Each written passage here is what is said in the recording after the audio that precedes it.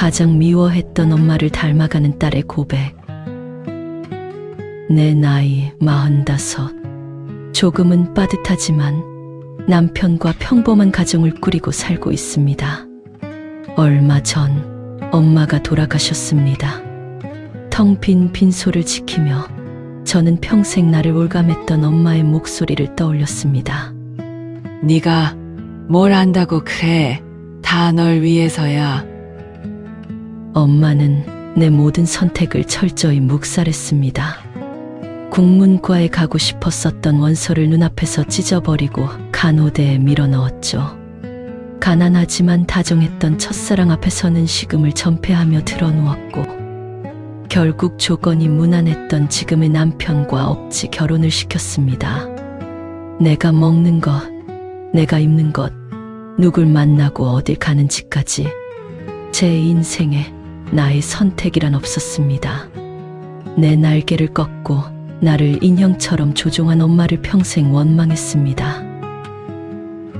엄마의 유품을 정리하며 처음으로 엄마의 지나온 삶을 가만히 들여다보았습니다.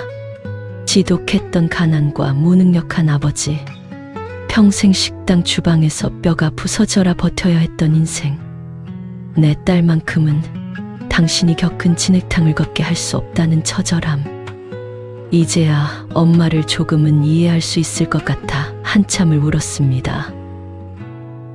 그런데 오늘 중학생 딸아이가 머뭇거리며 제게 마술을 전공하고 싶다고 말하더군요. 마술사? 속이 부글거리며 온몸이 뜨거워졌습니다. 마술 그런 거에서 어떻게 밥 벌어먹고 살래? 쓸데없는 소리 말고 수학학원이나 가.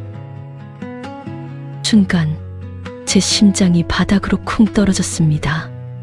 놀란 눈으로 저를 쳐다보는 딸의 얼굴에서 어린 시절 억울하게 울고 있던 제 모습이 보였거든요. 저는 그토록 증오했던 엄마의 찌푸린 얼굴을 하고 똑같은 목소리로 내 딸의 소중한 선택을 짓밟고 있었습니다.